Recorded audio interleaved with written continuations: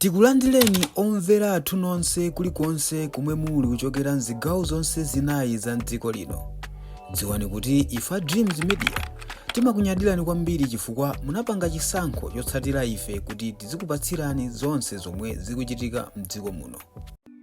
Pamene ena akuti MCP ku opposition palibe koso cha nzeru chilichonse chimene ingachite, ena akuti chipani cha MCP chingotha, ena akuti chipani cha MCP chingwachosa amene adali kutsogolowo amene makamaka ali a former president a dziko lino, ndipo ena akuti makamaka chipani chimenechi chingothesedwa. Zambiri zikuyankhulidwa zokhuza nazo chipani chimenechi cha MCP kungozukuta mwachangu 5 years ya MCP idayenda makamaka zake zabwino ndi maera ochuluka okuti amalawi amachita kupanga okha notice kuti apatu ndi apa zinthu zikuyenda mwake, koma chomvetsa chisoni ndicho kuti ngakhale ndi nduna zomwe zikamaona kuti amalawi akudandaula sizimapereka uthenga omveka bwino kwa president makamaka former president a dziko lino, koma tisafulumire kujaja, tisafulumire kuweruza kuti vuto linali nduna kapena vuto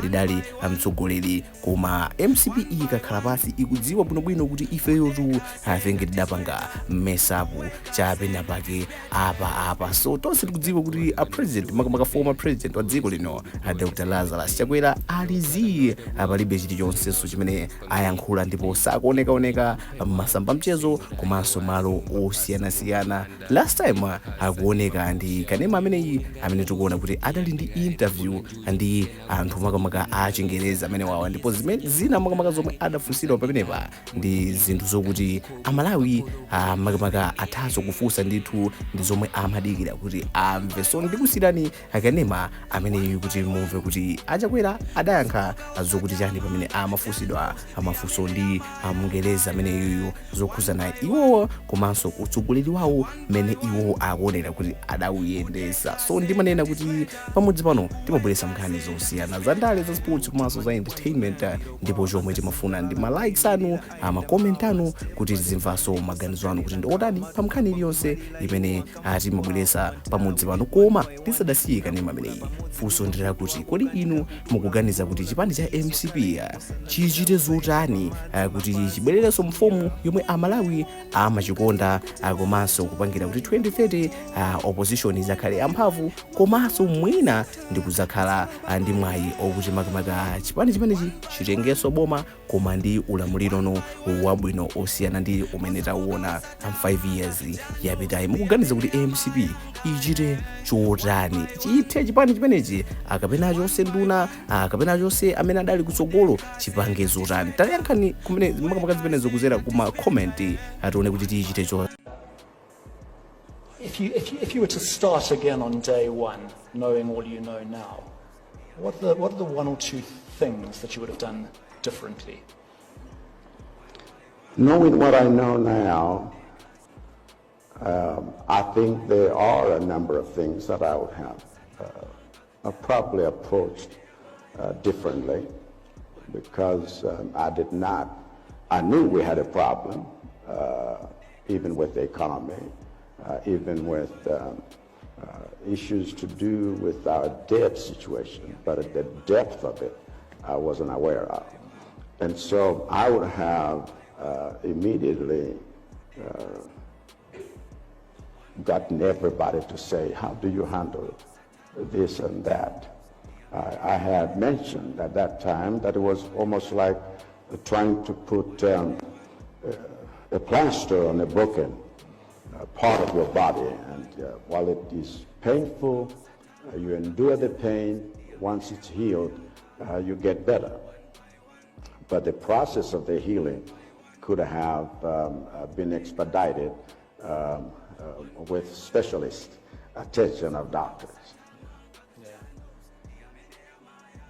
You spoke as well about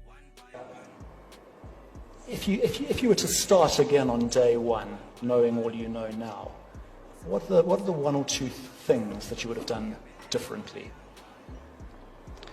Knowing what I know now,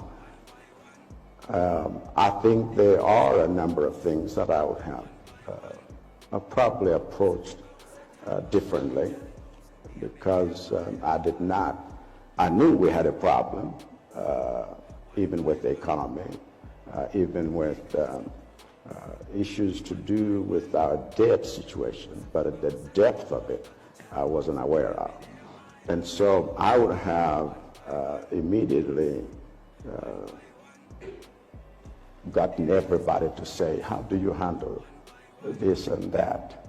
I had mentioned at that time that it was almost like trying to put a plaster on a broken part of your body. And while it is painful, you endure the pain.